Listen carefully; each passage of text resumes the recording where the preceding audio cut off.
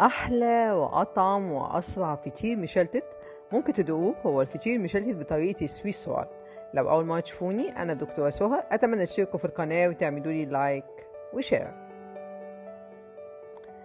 عندنا كيلو دقيق من الدقيق المخبوزات أو الدقيق القوي، هننزل عليه بمعلقة صغيرة من بيكنج باودر، معلقة كبيرة من الملح، وهنقلبهم كويس قوي مع بعض.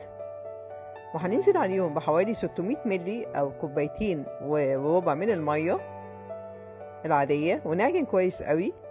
لو هنعجن بإيدينا هنعجن شوية ونريح شوية، هنلاقي العجينة سهل عجنها. بنعجن لمدة 10 دقايق لحد ما العجينة بتاعتنا تكون بالشكل ده. هنسيبها ترتاح، لأن كل نجاح الفطير المشلتت في إن نسيب العجينة ترتاح.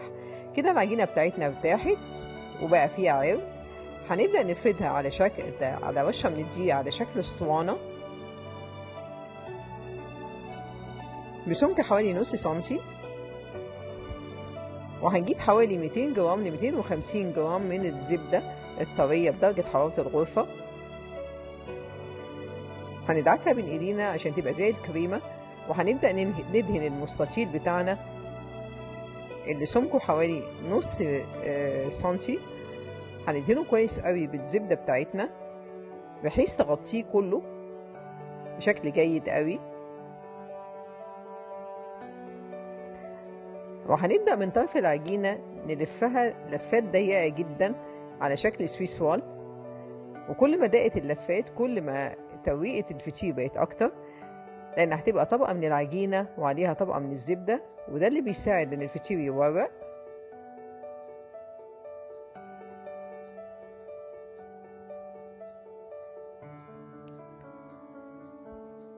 ولما نلفها هنبدأ نقفل الأطراف كويس، ونتأكد إن احنا قفلناها كويس علشان ما يطلعش منها أي زبدة. وهنلفها بشكل حلزوني، ونحطها في صينية ونغطيها بكيس نايلون ونسيبها ترتاح لمدة ساعة، ساعة ونص. ممكن نحطها في التلاجة. الفطير المشلتت لازم ما بين كل خطوة وخطوة يرتاح، بيدي نتيجة رائعة. كده ارتاحت الفطيرة بتاعتي لمدة حوالي ساعة ونص. هبدأ أقسمها.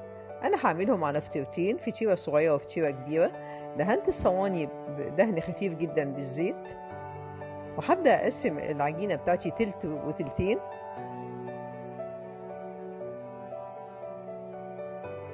وابدأ اقفلها كويس جدا واشكلها على شكل كورة وادخلها في بعضها. ده بيساعد على انها تبقى مورقة اكتر.